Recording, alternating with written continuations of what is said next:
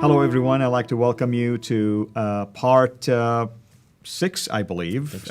We are going through this historical criticism of Islam and early Islam, of course, in this case. And we talked about a number of things. Part of it is the geographical problem, historical problem. And now we're talking about what we call the Qibla problem. And with me here is Dr. Jay Smith. Jay, thank you so much again for taking the time just to pour out your heart, to share with our Muslim audience the importance of these information that probably majority of them don't have a clue that it exists. Absolutely. Hey, listen, this has been fun because what we're doing, and just to remind the audience, we're not coming with a Christian polemic. This is not anything to do with Christianity. We're coming with a historical polemic, a historical critique, which is what needs to be done it's already been done on the Bible, and it's now being done on the Quran, it's been done on Islam, it needs to be done with the Bhagavad Gita, it needs to be done with the Vedas, the Upanishads, the Book of Mormons, the Granth Sahib. All these religious books need to go through this historical critique. The Quran is being done by these Orientalists, not by Muslims. Muslims are not doing this. This is being done uniquely by Europeans and Americans, Australians who are Western scholars of Islam, Islamicists, because the Muslims refuse to do it. And and in the same criteria that's demanded of the Bible, we're now demanding of the Quran. The same criteria that's demanded of the creation of Christianity and the person of Jesus Christ is now being demanded of Muhammad and the creation of Islam. So that's why we're doing this, because not only are all religions and holy men and books need to go to this process. To be credible historically, you need to follow and you need to have succeed what we call the historical test. So there should be no anger about this. I don't hope that Muslims aren't angry I at what hope we're so saying. too, because we're not really trying to attack them here. We're trying to wake them up. We're not even talking about Muslims. You notice we haven't said anything about Muslims. We're talking about Islam. We're talking about Muhammad. We're talking about the Quran. We're looking at all the historical documentation. We're actually quoting their own traditions. Absolutely. We're quoting the Quran sometimes when it comes to Mecca. And now we're looking and see, what does history say? What are the artifacts saying? What are the rocks in the ground? What are they speaking to? What are they saying? And I would say Muslims should appreciate that. Yeah. So now we've come to the Qibla, and we're looking at the rocks that are exposed today on the mosques. And let me repeat again to those who do not know what we mean by Qibla. Qibla is the direction of prayer. Muslims, when they pray, they have to face Mecca. That's what we mean by Qibla. Today. Correct. Let's look at the first one. We talked about this first one when we ended the last segment. If we put it up on the screen there, you can see this is called the Mosque of the Two Qiblas. And you can see the green arrow going down to Mecca today. That's what it looks like. There's the Qibla wall, the long, long wall where people line up behind to face Mecca when they do their rakats, their prayers. Right. And if I may add, why is it called the Mosque of the Two Qiblas, or in Arabic, Qiblatain? Why? Because this is the mosque that was in Medina during the time of the Prophet, supposedly, and that's supposedly the mosque that first Muslims were facing towards, at least according to the tradition, towards Jerusalem. Then a revelation came in 624, says, now you change direction, and Muslims will say, oh, that means towards Mecca. And that's why it's fascinating that there was no structural reference to that until 1987, when they were doing a renovation. That little tag off to the left there was uncovered, and that showed the earlier Qibla. And you can see the red arrow is facing where the earlier Qibla, the first Qibla, was almost the opposite direction, going north instead of going south. Correct. From Medina. So this is going north. Now, when you look at a map and you see where look at the red arrow goes through, it goes right through a place called Petra to supposedly Jerusalem. And so most people thought this second Qiblatain was nothing more than the Jerusalem Qibla. Exactly. And that's why I say, that's normal. But remember, it was only pointing towards Jerusalem, according to what the Quran says, for 2 years. Correct. From 622 to 624. So that doesn't make sense that such a large structure would be built for just a 2-year period and then destroyed and rebuilt again. Obviously, this is saying something else. It probably is a much older structure.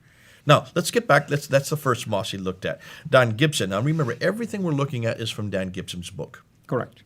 And he's looking at these Qiblas. He's gone to 65 of them. We're going to look at them each one, and this is what he has found. And in every one of these slides, we're going to show you those four circles at the bottom. Those four, they are really looking at the Qibla. Those are the Qibla directions for each one of the compass directions. Yeah, and it's Petra, Jerusalem, Mecca, and also the mosque itself that we're revealing. Well, that's why there's 4 of them. So it's showing you where the mosque the existing mosques. Now, these are ruins of mosques. Here's one that's way over in Guangzhou, in Canton, in China. It's still existing today. That's why we know where the Qibla is. He's been to Canton. He physically went there. And in every one of these mosques, Dan Gibson went. He went physically. He's the first to do this. And that's why we're asking, why haven't Muslims done this? Well, they don't think that this is a problem. They don't even want to acknowledge that this is a problem. And that's why so many Muslims are now attacking Dan Gibson, because he did what they should have done. That's correct. And he went to the mosque, found the Qibla wall, which is easy to find, and then he looked using GPS, not Google Maps, like many Muslims have denigrated him for. He never used Google Maps back when he did this in the 1980s and 1990s. There was no Google Map back then. That's correct. He used GPS coordinates that came out of MIT and also that came out of Japan, geological surveys. So he used the most sophisticated GPS system to look at the degree of error. Petra, the degree of error, you look at this slide, it was 2.8 degrees. Jerusalem was 4.86 degrees. Mecca was 7.11 degrees. So you can see that's closest degree was Petra. And so this was one facing Petra. Now let's look at this one here. When you look at a map and you stand back from it, well, we're using Google Maps to show it, not Google Maps to do the That's right, because it looked like flat versus... Yeah. When you look at what Google Maps shows us from a distance, the red line goes right through Petra. It's too far south to go through Jerusalem and way too far south to go through Mecca. Mecca is the black line there. From Guangzhou, thousands of miles away, look how accurate the Qibla was back in the 7th century. Here's Sheraman Juma Masjid in India. Look at the date, 629. Muhammad was still living. The Guangzhou mosque was 627. Muhammad was still living then. That's So right. this is at the time of Muhammad. He was still living at this time. Correct. And there you see the degree of error is 0.26 of a degree towards Petra. Jerusalem 1.65. Mecca 75 degrees off. Way too much. So you can see it's obviously that this is facing towards Petra. And yet this is in India, South India. Way thousands of miles away. Now we come to Syria. The Jami, let you say it since you pronounce it much better than I do. Jami' Hama al-Kabir. Much better, thank you. So I don't desecrate Hama it. the Great, basically, Mosque of Hama. Hama the Great. And there you have in 637. Muhammad is dead now. This is 5 years so after his death. Look and see what the degree of error is. 6.61. Obviously, this is facing Petra. Way off compared with Mecca. Way off compared. Now you can see the Petra line, the red line, versus the blue line that goes to Mecca. It's obviously facing Petra. Go ahead and give the name of this mosque. This one, Fustat, Masjid al-Fustat. Now, this is the same mosque that Creswell and Fadi had looked at in 1905. That's right. That's correct, yeah. Gibson went there, and they didn't have GPS back then, so he used GPS, and he saw why they got confused. They didn't have GPS to realize that if it was facing, they thought it was Jerusalem, but you can see that's the yellow line. The red line is where it was facing. The problem was he didn't have the GPS coordinates that he could write in the book. So he just looked at it and he said the closest one that we think is but more than likely would have been Petra. That's right. And it's so close to Jerusalem, they would have known the direction of Jerusalem easily. You would think so. Now, the Dome of the Rock. Now, this is probably the most important one of all the slides we're going to look at. Absolutely. It is so well known. The Dome of the Rock. You can see that beautiful building there, right in the middle of the picture. You can see it's got that golden dome. You can see from all over Jerusalem. Built in 690 to 691 by Abdul Malik. This is the crowning achievement. It was the greatest structure of its day. It sits up above everything else, looking down on the rest of the city, and therefore it should have a Qibla. It doesn't have a Qibla. I remember doing a debate with Abdul Green back in, I think it was 1988, and 1998, sorry, he hammered me on this because I said that it has no Qibla, and he says, yes, it does have a Qibla. And he says, take a look at the southern portico, which you can just see there, one that's facing our direction. There it has Surah 2, ayah 147 to 148, written on it, showing that the Qibla, because that's a reference of the Qibla.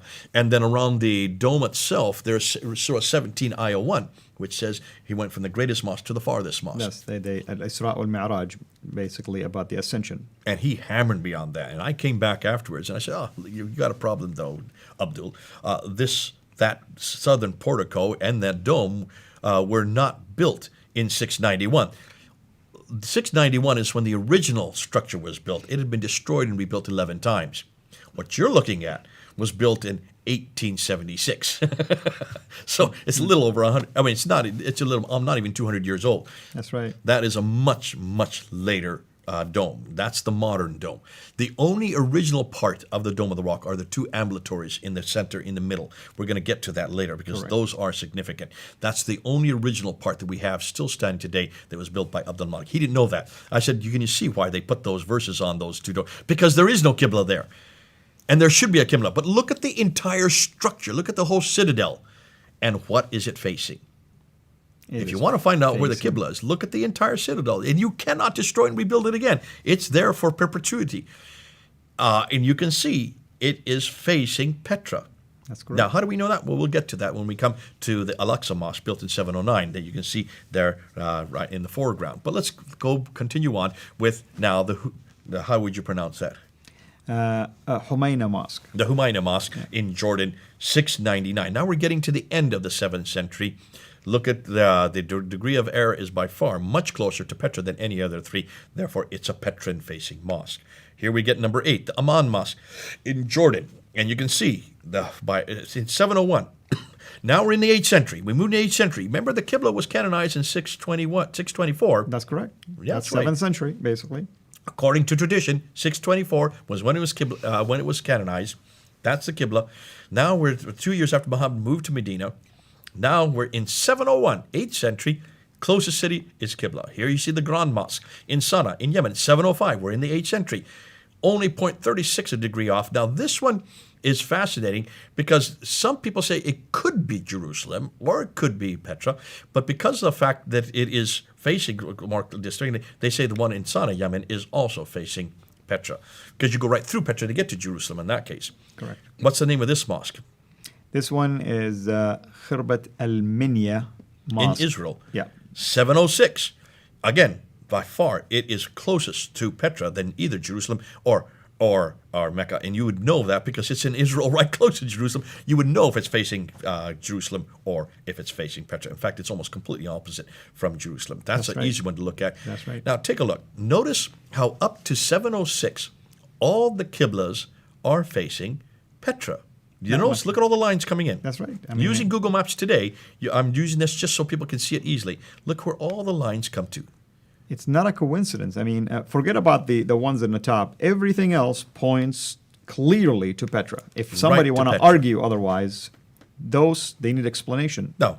Medina, Guangzhou, Sherman, Jamia, I'll let you do that. Fustat, Dome of the Rock, Humayna, Amman, Grand Sana, Qibla. All the mosques facing up until 706. Look at all the black lines there. They're all facing Petra. Not one of them is facing Mecca. That's right. That's right. You should look at this map and you can see there's a real problem here. Absolutely. Why is it they're not facing Mecca? If Mecca was a center of center not only of history, because it's where Adam and Eve were sent to, if Mecca was where Abraham lived in 1900 BC, if it was a center of trade, and if it was the center of the Qibla by 624, why are none of these mosques facing it? We're in this 8th century now. Let's move on. I want to just, before we do that, look at this here. All 17 Petran mosques, Qiblas, fall within a 45-mile dotted circle, proving how accurate they were. Look at that picture. We're going to come back to that because that's hugely significant. As far away as thousands of miles away in Guangzhou, how is it they got it that accurate? That was amazing. Okay, let's move on. Now we get to the Wasit Mosque, 706. This is the first mosque that comes up with a second Qibla. We call it a correction. Is it a correction? Hold on to that. Looks like that this is not towards Petra, not towards Mecca, nor to Jerusalem. It's somewhere in between Petra and Mecca. And this is what Dan Gibson calls the between Qibla. Yeah. But this between designation is hugely significant, as you're going to see later. Here, then, is a Masjid-i-Tariq in Iran, 708. It's facing Petra again. So in 708, another one facing Petra.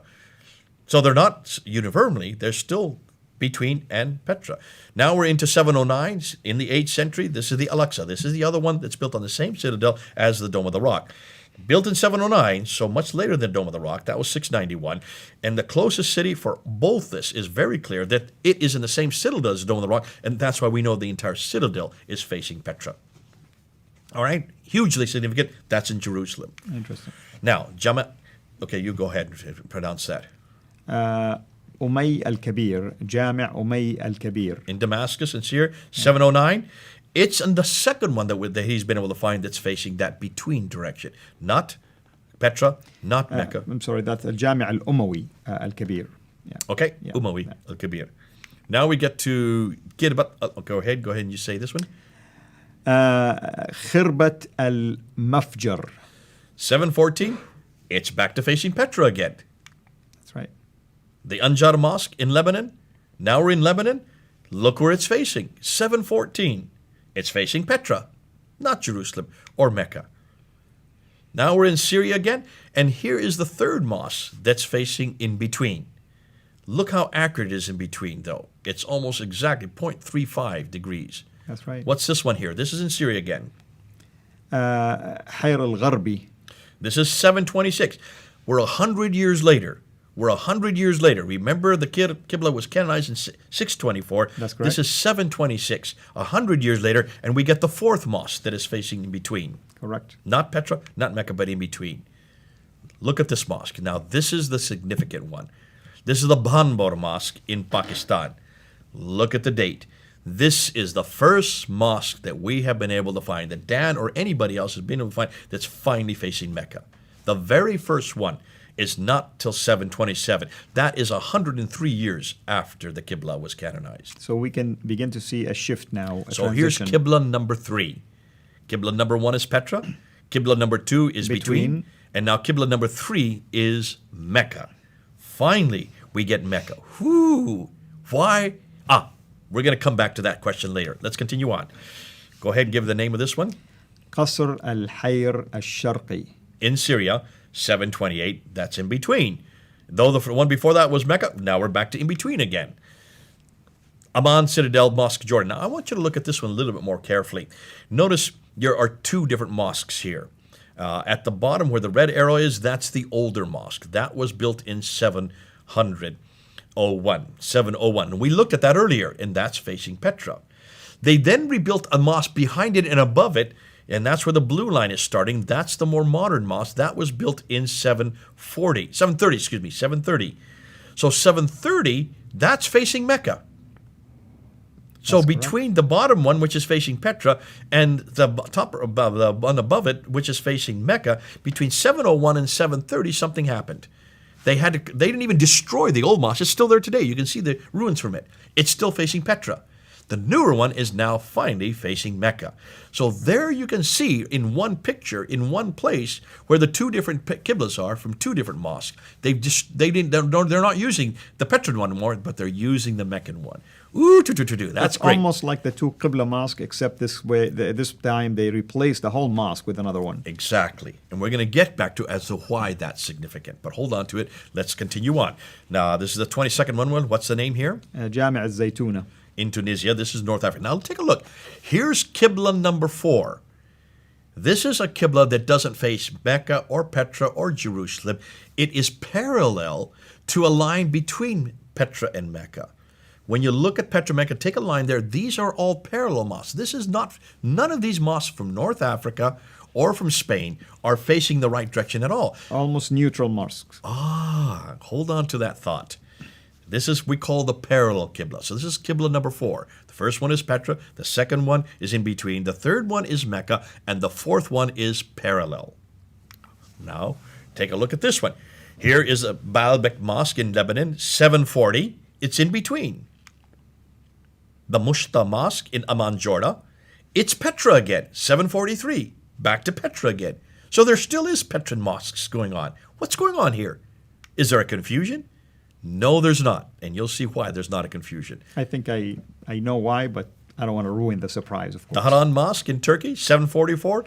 It's in between again. So you're getting, through all 4 mosques are being represented now in the 740s. Now we get to 764. You get a Meccan mosque. There is, I'll let you pronounce it. Oh, this one, Qasr Ukhaydir. In Kufa, in Iraq. Yeah. That's towards Mecca. Here is the Ribat Fortress in Tunisia. Again, North Africa, it's parallel. All the ones in North Africa and in Spain are parallel. Now we get to go ahead, this one in Oman. Sahi Ramada. And that is Petra again. They still haven't stopped facing Petra as late as 771. Then go ahead and give the name on this one. Ismail Omani Mosque. In Oman, 771. We think it's 70. He has a question mark there because we're not sure of the exact date on this one. But it's late 8th century. It's Petrin again, another Petrin mosque. The Raqqa Mosque in Syria, that made famous by ISIS, that one is between the third Qibla. Sorry, the second Qibla, not the third, the second Qibla. Then here you have the Bibi Samarkand Mosque in Uzbekistan, 773. It could be Petra or Jerusalem. And he's saying it's too close to tell because it's so close. You can see the degree of error is almost exactly the same in this case. Then you have the Cordoba Mosque again back. This is in Spain, North Africa. It's a parallel. That's the fourth Qibla. Go ahead and pronounce that one. Jami' Uqba ibn Nafi'. In Tunisia, it's a parallel mosque, being in North Africa. Now let's take a look. Here is a graph that shows the four Qiblas. The Petrin Qibla starts from the very beginning up until 706. Then you start from 706, you have these in-between mosques starting to appear. And then you have a Meccan mosque, the third Qibla, starting to appear in 729. And then you have the parallel mosques starting to appear a little after that. So all the Qiblas were facing Petra up until 706, followed by a confusion for the next 100 years. 17 face Petra, 8 are between, 10 face Mecca, 6 are parallel. The Qibla was not finalized until Mecca, until all the mosques were facing Mecca, and that is not till 876. That's the late 9th century. And I'm guessing there is a purpose behind all of this that people might think it's confusion, but dare I say there's maybe a political purpose behind it? We're going to get to that. But obviously, we need to throw this out there. You've got a problem here. Correct. What's more, let's take now and let's do all four Qiblas and let's look at a map. Here is Qibla number 1. This is the Petrin Qiblas. Can you see all the lines there on the map showing you where they're all coming in? This is straight out of Dan Gibson's book. Okay? Correct. The early Islamic Qiblas. Take a look at them. They are all almost exactly facing Petra. They're not facing Mecca, nor are they facing Jerusalem. They're all facing Petra up until 706, and they continue to face Petra up until 772. Here is the second Qibla. This is between. Look how accurate they are. They all come almost halfway between Petra and Mecca. Can you see that? Yes. Zip right down there. Very accurate. That's Qibla number 2. Up until 772 again, they're facing there. Then you get the Meccan Qibla, but this is not till the third Qibla. And these begin in 727, and then they're finalized, and after 876, every Qibla then faces Mecca. That's 100 years too late. Correct. When they're introduced. There are the parallel Qiblas. Can you see? Yeah, they are all facing the same, except for one of them. They're all facing the same parallel direction that parallels Petra to Mecca from 732 to 866. So which of these Qiblas is the most accurate? Petrin Qiblas, the 17, are 2.9 degrees accuracy. If you were to take out the two worst, they're 1.9 degrees accuracy. The between Qiblas are even more accurate. They're 0.98 degrees accuracy if you take them all together. The Meccan Qiblas are the worst. They're the most inaccurate. If you take them all together, the ones that we've been able to find, or Dan's been able to find, they're 4.78 degrees accuracy. And the parallel, of course, you expect. Now, why are we putting that up there? Muslims have come back and they've tried to trash Dan by saying, oh, yes, but the earliest Qiblas they just didn't know. There's a lot of confusion. They didn't know their direction. But finally, by the time Mecca was chosen, they knew their direction and they were a lot more accurate. No, they weren't. If you look at the statistics, the least accurate are the Meccan Qiblas. That's correct. So you cannot make that excuse anymore. That destroys that argument. Significance of Petra. The significance of Petra, and maybe we can stop there and pick this up, because this is we want now to look at absolutely, Petra. and I think it's a brilliant place to stop at, because you're right. Picking it up from here will begin to shed more light on what's going on. So we need to know why Petra. Absolutely. Wait till you hear why. It's going to be fun. Come back. You'll see why. Amen. Thank you so much, brother. Thank you for joining us. Hopefully you've enjoyed this series that we've been going through related to the historical criticism of Islam, its Qibla, and many other related topics. Until we meet you again, have a blessed day. Thanks for watching. Make sure to like and subscribe so that you don't miss future videos. And please consider becoming a patron on patreon.com/Sierra International.